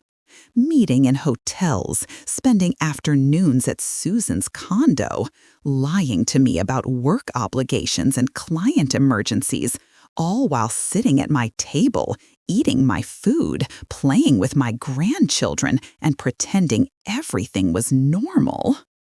Gasps rippled through the crowd. I held up the first photo. Michael and Susan kissing in a parking lot, time-stamped and undeniable. I held up another, them entering a hotel together, overnight bags in hand. Another, walking hand in hand through the park. Another, Michael's truck parked at Susan's building at 2 in the morning. "Carolyn, stop!" Susan's voice cracked, her face draining of color. "Why?" I asked, turning to her with cold fury. "Because you don't want everyone to know? Because you'd prefer to control the narrative? To tell me in private where you could make it seem romantic and unavoidable and somehow less devastating than it actually is? This isn't. You don't understand." Michael tried to step forward, but David moved between us, his face dark with rage. "I understand perfectly," I said. "I understand that you've been lying to me for 2 years. I understand that you've been planning a future together. I understand that you were going to tell me after this party, sit me down and explain how you fell in love and couldn't help it, and hope that I'd somehow be gracious enough to step aside so you could be together without guilt." I pulled out more photos, spreading them across the patio table where everyone could see. "These are from the past 4 months. I hired a private investigator after I found Susan's lipstick in Michael's truck last December. Every lie you told, every time you claimed to be working late or having a client emergency, I documented it. Every afternoon you spent together while I was volunteering at the library, every hotel you checked into, every moment you thought you were getting away with it, I have proof." Susan was sad now, mascara running down her face, her carefully chosen pink dress suddenly seeming ridiculous and garish. "I'm sorry," she sobbed. "I'm so sorry, Carolyn. I never meant for this to happen. We didn't mean to hurt you." "You didn't mean to hurt me." My voice rose, and I let the anger I'd been containing for months finally break through. "You didn't mean to hurt me by sleeping with my husband? By lying to my face every single day? By coming into my home, playing with my grandchildren, celebrating holidays with my family, all while betraying me in the worst possible way?" Michael finally found his voice, though it came out weak and pathetic. "Carolyn, please, can we talk about this privately?" "No," I said flatly. "You don't get to have a private conversation. You don't get to control this story. Everyone here deserves to know exactly who you are and what you've done." I turned back to the crowd, many of whom were crying now, shocked and horrified. For anyone who's wondering if I might be mistaken, if maybe this is all a misunderstanding, let me be clear. I have phone records showing hundreds of calls between them, lasting up to 40 minutes, made late at night when Michael told me he was working in his office. I have credit card statements showing charges at hotels and restaurants and jewelry stores. I have location data from his phone showing him at Susan's condo for hours at a time when he said he was at job sites. I have text messages where they tell each other they love each other and make plans for their future together. Patricia stepped forward then, her presence suddenly more official. I'm Patricia Brennan, Mrs. Reed's attorney. Everything she's saying is documented and verified. This isn't speculation or misunderstanding. This is a systematic, prolonged affair that involved calculated deception and betrayal. Ruth Henderson spoke up from the crowd, her voice shaking with emotion. Bill and I have been neighbors and friends with the Reeds for 30 years. We've watched this marriage, watched this friendship, and to know it was all based on lies. She couldn't finish, overcome with tears. Michael's sister Karen pushed through the crowd, her face twisted with rage and disgust. How could you do this, Michael, to Carolyn after everything you've built together? And with her best friend? Have you lost your mind? Karen, please, Michael started, but Tom cut him off. Don't even try to defend this, Tom said, his voice hard. There's no defense, no justification. What you've done is unforgivable. Jennifer stepped forward then, standing beside me, her face wet with tears, but her voice strong. Dad, Aunt Susan, I've known about this for 2 months. Mom showed me everything, and I want you both to know that you've destroyed more than just a marriage. You've destroyed our family. My children will never look at either of you the same way. David and I will never forget that you could do this to our mother. David spoke up from his position near his father, his voice thick with disgust. I can't even look at you right now. The man I thought you were would never have done this. I don't know who you are anymore.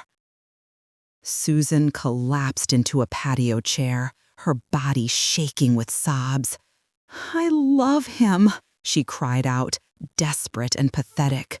I know it's wrong. I know I betrayed you.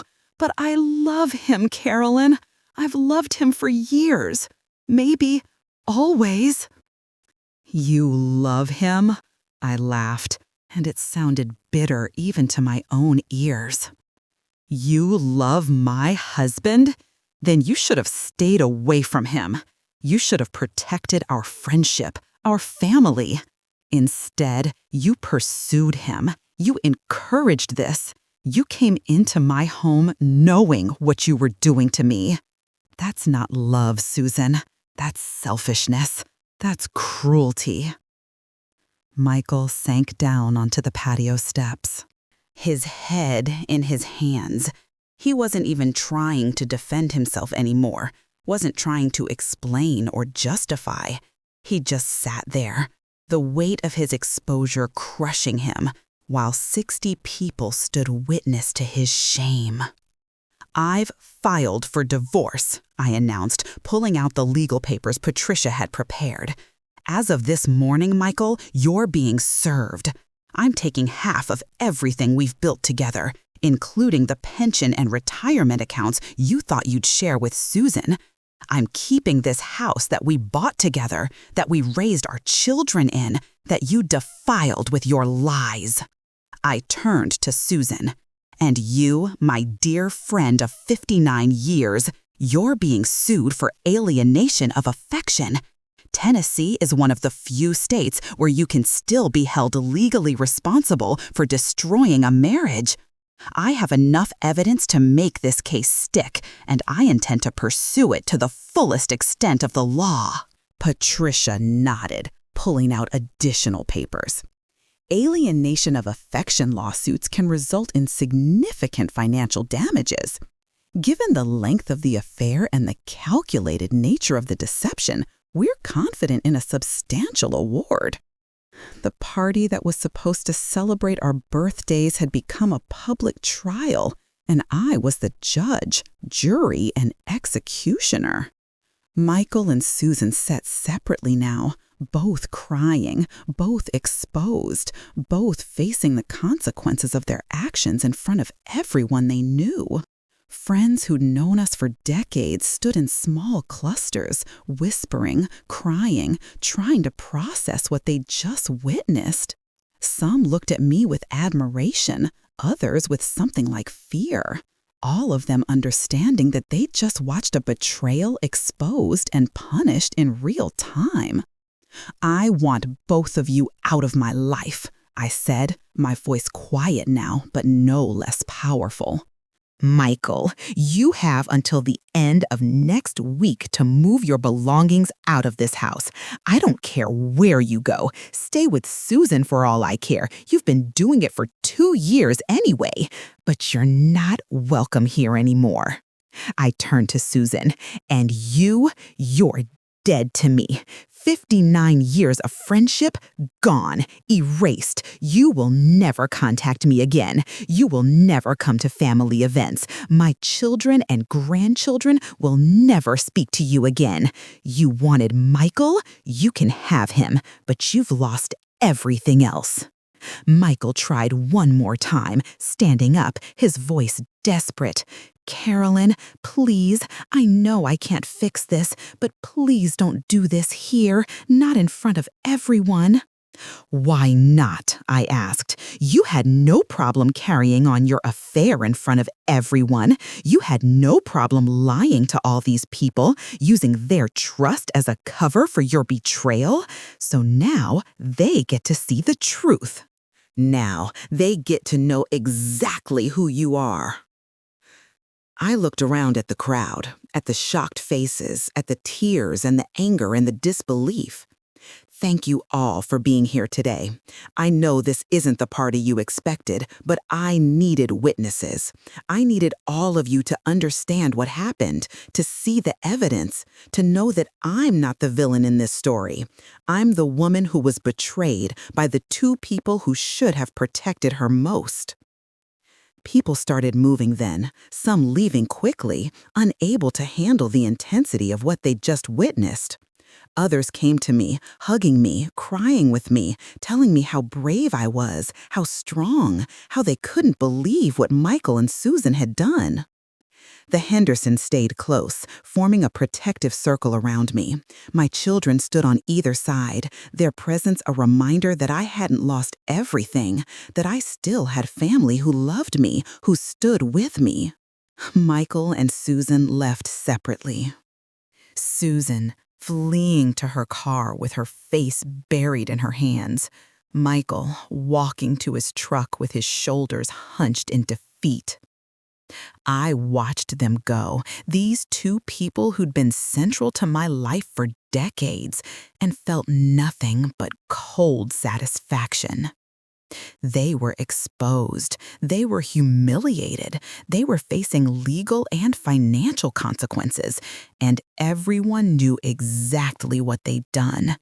It was everything I'd planned for, and it was perfect. The aftermath of the party spread through our community like wildfire. By the next morning, everyone in our church knew. By Monday, everyone in our neighborhood had heard.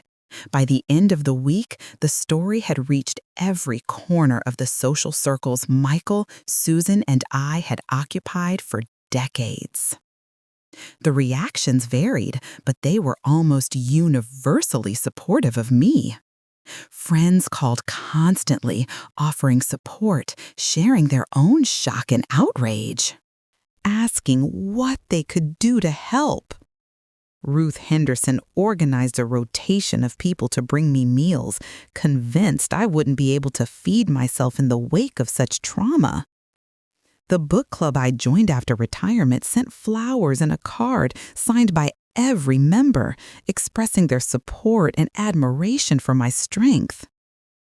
But there were a few people who tried to offer sympathy to Michael and Susan, who suggested that maybe I'd been too harsh, too public, too cruel in my exposure of their affair. Those people quickly learned that you were either on my side or you were on theirs. There was no middle ground, no both sidesing this situation. One woman from church, Margaret Patterson, actually called to suggest that perhaps I should have handled this more privately, that public humiliation wasn't very Christian. I listened to her entire speech, and then I said, very calmly, "Margaret, if your husband of 40 years was sleeping with your best friend of 5 decades, would you want to handle it privately? Would you want to protect their feelings and their reputations while they destroyed your life? Or would you want everyone to know the truth?" She didn't have an answer for that, and she never called me again. Michael moved out within the week, taking only his clothes and personal items. He tried several times to have a conversation with me, to explain or apologize or something, but I refused to be alone with him. Every interaction we had was through attorneys or with witnesses present. Patricia handled all the divorce negotiations, and she did it with the ruthlessness I'd hired her for.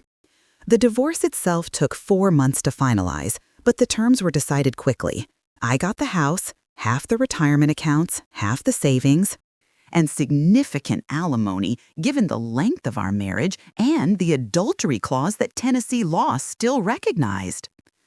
Michael tried to fight some of it, claiming I was being vindictive and unreasonable, but the evidence was too strong, too clear. The alienation of affection lawsuit against Susan took longer. She hired an expensive attorney who tried to argue that the law was outdated, that emotional damages couldn't be quantified, that I was simply lashing out in anger. But Patricia countered with the evidence of deliberate, sustained deception, of Susan's abuse of our friendship and her position in our family, of the calculated nature of the affair. The jury awarded me $175,000 in damages. It was enough to hurt Susan financially, but not destroy her. That money went straight into a college fund for my grandchildren, so something good could come from something so terrible. Confident. Michael and Susan didn't end up together, despite their grand declarations of love. The affair that had seemed so romantic and irresistible when it was secret became ugly and complicated when exposed. They tried for a few months, moving in together at Susan's condo, attempting to build the life they'd planned. But the weight of what they'd done, the judgment from everyone around them, the loss of family and friends, it poisoned whatever they thought they had. Susan called me 6 months after the party, a number I didn't recognize showing up on my phone. I answered without thinking and heard her voice, small and broken. "Carolyn, please, I need to talk to you. I need you to understand." I hung up. She called back. I blocked the number. She tried to contact me through mutual friends, through social media, through letters sent to my house. I ignored every attempt. There was nothing she could say that would change what she'd done. No explanation that would make it acceptable. No apology that would erase 59 years of friendship destroyed by betrayal. Michael tried too, especially as the divorce became final and the reality of his new life set in. He left messages saying he'd made a terrible mistake, that he'd thrown away everything that mattered for something that turned out to be worthless, that he was sorry, so sorry, sorrier than he could ever express. I deleted the messages without listening to them all the way through. Jennifer and David struggled with their own grief and anger. They'd lost their father, in a sense, not to death, but to disappointment. David didn't speak to Michael for almost a year. Jennifer tried a few times, hoping for some kind of reconciliation or understanding. But Michael's attempts to justify his actions or minimize what he'd done always ended in arguments. The grandchildren asked questions that were hard to answer. Why doesn't Grandpa come to our house anymore? Where does Aunt Susan live now? Did they do something bad? We tried to be honest without being graphic, explaining that sometimes adults make choices that hurt the people they love and that those choices have consequences. My brother Tommy drove up from Chattanooga every weekend for 2 months straight just to sit with me, to make sure I was eating and sleeping and not falling apart. He'd lost his own wife to cancer 5 years earlier, and he understood grief and loss in ways most people didn't. "You're gonna be okay," he told me one Saturday afternoon as we sat on my back patio, the same patio where I'd exposed Michael and Susan's affair. "It doesn't feel like it now, but you will. You're stronger than you think, Carolyn. You always have been." I wanted to believe him. Some days I did.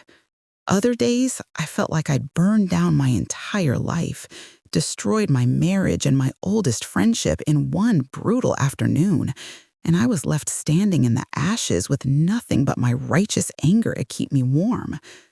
But then something unexpected happened. I started to rebuild. It started small. I joined a women's support group at the community center, a gathering of divorced and widowed women over 50 who met every Tuesday evening to talk about life and loss and starting over. I didn't tell my story the first few times I attended. I just listened to other women share their experiences of betrayal, death, abandonment, and survival. When I finally did share, 3 weeks into attending, I told them everything: the affair, the investigation, the party, the exposure. I expected judgment, maybe, or shock at how vindictive I'd been. Instead, I got applause.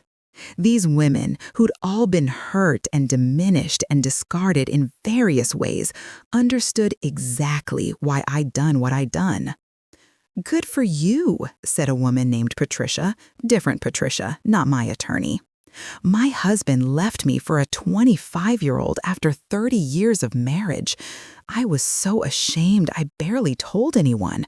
I let him control the narrative, paint me as the boring old wife who couldn't keep him interested. I wish I'd had your courage."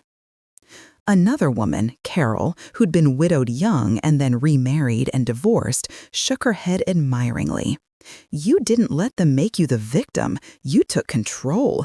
That takes strength most people don't have." Their support gave me permission to feel proud of what I'd done instead of guilty. I'd spent months wondering if I'd been too harsh, too public, too unforgiving. But these women understood that sometimes the only way to survive betrayal is to meet it with equal force, to refuse to be diminished or dismissed.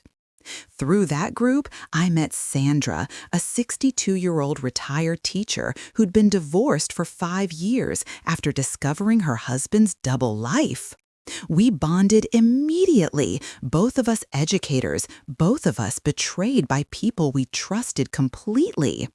We started having coffee every week, then going to museums, then taking day trips to nearby towns we'd never explored. Sandra introduced me to other friends, women she'd met in her own journey of rebuilding. Slowly, I found myself part of a new community, one built on honesty and resilience instead of decades-old history and unquestioned loyalty. I also started therapy, not because I was falling apart, but because I wanted to understand myself better, to process what had happened without getting stuck in bitterness and rage. My therapist, Dr. Ellen Martinez, was a no-nonsense woman in her 50s who specialized in trauma and betrayal. "What you did at that party, she said during one of our early sessions, was you took back your power. For 2 years, they had all the power, the knowledge, the control, the ability to decide when and how to reveal their affair. You took that away from them. Some people will call that revenge, but I call it justice. Through therapy, I learned that my anger was valid, that my refusal to forgive was a choice I was allowed to make, that rebuilding my life didn't require me to let Michael and Susan back into it. I learned that being kind to myself was more important than being kind to the people who'd hurt me. I also made practical changes. I redecorated the house, getting rid of furniture and decorations that reminded me of Michael. I painted the bedroom a different color, bought a new mattress, turned his office into a craft room where I started learning watercolor painting. I joined a hiking group at the local REI store and started exploring the parks and trails around Tennessee that I'd always meant to visit but never had time for. David helped me set up a small vegetable garden in the backyard, teaching me about soil and planting and caring for growing things. Working in that garden became meditative, a way to create life and beauty from dirt and seeds, a metaphor I didn't even realize I needed. Jennifer and I grew closer than we'd been in years. She'd always been somewhat closer to her father, but my strength through the divorce and its aftermath showed her a side of me she'd never seen before. We started having lunch every week, just the two of us, talking about everything from books to politics to her struggles balancing work and family. "I'm proud of you, Mom," she told me one afternoon about 8 months after the party. What Dad did was unforgivable, but watching how you've handled it, how you've rebuilt your life, it's taught me so much about resilience and self-respect. The grandchildren adjusted too. They missed their grandfather at first, but children are remarkably adaptable when the adults around them provide stability and honesty. They stopped asking about him after a while, accepting this new normal where Grandpa wasn't around anymore, but Grandma was stronger and happier than before. I traveled, something Michael and I had always talked about doing but never quite gotten around to. I took a trip to the Grand Canyon with Sandra and 2 other women from our support group. We spent a week hiking and exploring, and I stood on the edge of that massive canyon, feeling small but powerful, insignificant but resilient. I visited my brother Tommy in Chattanooga for Thanksgiving that first year, breaking the tradition of hosting that I'd maintained for decades. It felt like letting go of one more piece of my old life, and it hurt, but it also felt like freedom. By the time my 66th birthday rolled around in April 2019, exactly 1 year after the party that had changed everything, I was a different person. The bitterness had faded, not into forgiveness, but into acceptance. Michael and Susan had made their choices, and I had made mine. I'd chosen strength over victimhood, exposure over silence, rebuilding over surrender. I celebrated that birthday with a small gathering of my new friends, my children and grandchildren, my brother, and the Hendersons. We ate cake and laughed and toasted to new beginnings. No one mentioned Michael or Susan. No one suggested I should try to reconcile or forgive. They just celebrated me, the woman I'd become, the life I was building from the ruins of the old one. Ruth Henderson pulled me aside at one point, tears in her eyes. "A year ago, I wasn't sure you'd survive this. I thought the betrayal might break you. But look at you now. You're thriving." And she was right. I was thriving, not in spite of what had happened, but because of how I'd chosen to respond to it. I'd refused to be diminished. I'd refused to protect my betrayers at the expense of my own dignity. I'd refused to accept less than I deserved. 3 years later, now at 67, I can look back on that April afternoon in 2018 and feel nothing but satisfaction. Michael is living in a small apartment in Hermitage, working a less prestigious job after his reputation took a hit from the scandal. Susan sold her condo and moved to Franklin, trying to escape the judgment and gossip that followed her in Nashville. They occasionally see each other, I've heard, but whatever they had is long dead. My life, on the other hand, is richer than it's been in years. I have real friends now, people who've proven their loyalty through action, not just words.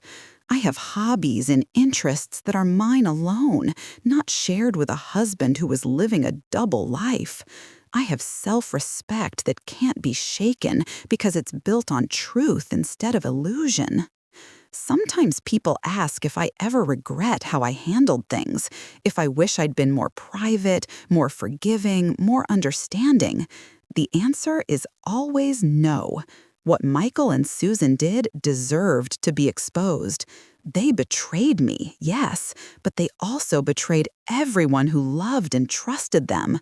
Those people deserved to know the truth, to make informed decisions about whether to maintain relationships with people capable of such systematic deception. And I deserved justice, not just legal justice, though that was satisfying, but moral justice, the kind that comes from looking your betrayers in the eye and refusing to let them off easy, refusing to protect their comfort at the expense of your truth. Would I have preferred never to be betrayed in the first place? Of course. Would I go back and change what happened if I could? In a heartbeat. But since I can't change the past, I can only control how I respond to it. And I chose to respond with strength, with clarity, with unwavering commitment to my own worth and dignity. If you've stayed with me through this entire story, through all the pain and betrayal and eventual triumph, I want you to know how much that means to me. Sharing this hasn't been easy, but it's been important. Before you go, please take just a moment to hit that like button if you haven't already, and leave a comment telling me what you thought or what country you're watching from. And if you want to hear more stories like this one, real stories of real women finding strength in impossible situations, please subscribe to this channel. Your support helps us reach more women who need to know they're not alone, that betrayal doesn't have to destroy you, that there's life and joy and purpose on the other side of the worst thing that's ever happened to you. Thank you for being here with me. Looking back on my journey from that December morning when I found Susan's lipstick in Michael's truck to where I am today, I'm struck by how much I've learned about myself and about life. I thought I knew who I was, a wife, a mother, a friend, a teacher. Those were the roles that defined me, the identities I'd built my entire life around. When Michael and Susan's betrayal stripped away some of those roles, I was terrified I'd discover there was nothing underneath. But I was wrong. Underneath those roles was a woman with a core of steel. A woman who refused to accept less than she deserved. A woman who understood that sometimes love means protecting yourself, even when it's hard. I learned that forgiveness isn't always the answer, that sometimes holding people accountable is the most loving thing you can do. Loving yourself, that is. I learned that friendship based on 59 years of history means nothing if it's not also based on respect and loyalty. Susan and I shared almost our entire lives, but none of that history obligated me to forgive her betrayal or maintain a relationship with someone who'd proven she didn't value me. Real friendship protects the relationship, guards it against threats, chooses loyalty even when it's difficult. Susan chose comfort and desire over decades of friendship, and that choice revealed who she really was.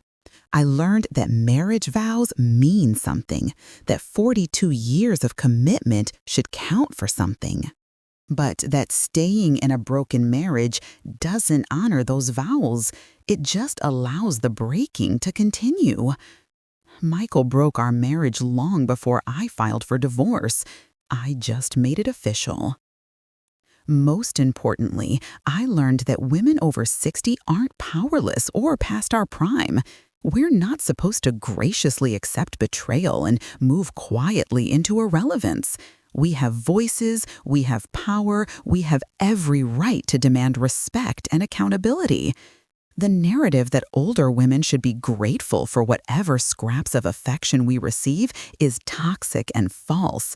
We deserve just as much love, loyalty, and honesty as we did at 25 or 40 or any other age. The lesson I want other women to take from my story is this: you are not required to make yourself smaller to accommodate other people's bad behavior. You are not required to protect the feelings and reputations of people who hurt you. You are not required to forgive, to move on, to be the bigger person. If being the bigger person means swallowing your truth and your pain so others can feel comfortable, you are allowed to be angry. You are allowed to seek justice. You are allowed to expose betrayal and demand accountability. You are allowed to refuse reconciliation if that's what feels right for you. You are allowed to rebuild your life in whatever way serves you best, without guilt or apology. And you are allowed to start over at any age. 65 felt impossibly old to me when I was navigating the immediate aftermath of discovery and divorce. How do you rebuild a life at 65? How do you make new friends when everyone you know is tied to your old life? How do you rediscover who you are when you've been someone's wife for longer than you've been an adult? But I did it. Day by day, choice by choice, I rebuilt. And if I can do it at 65, facing down the worst betrayal of my life, then anyone can do it at any age, facing any challenge. It's never too late to demand respect. It's never too late to walk away from people who don't value you. It's never too late to start over, to build new relationships, to discover new parts of yourself you didn't know existed. It's never too late to choose yourself, to prioritize your own well-being and dignity, to refuse to settle for less than you deserve. Age doesn't diminish our right to be treated with honesty and respect. If anything, the years we've lived should make that right even stronger. We've earned our place in the world. We've raised families, built careers, contributed to our communities. We deserve to spend our later years surrounded by people who appreciate and value us, not people who use our love and trust as weapons against us.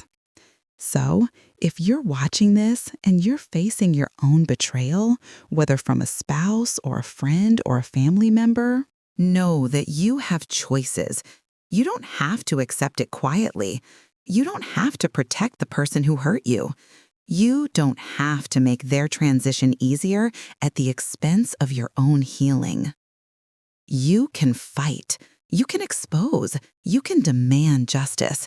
You can walk away with your head high and your dignity intact. And you can build a new life that's richer and more authentic than the one you left behind.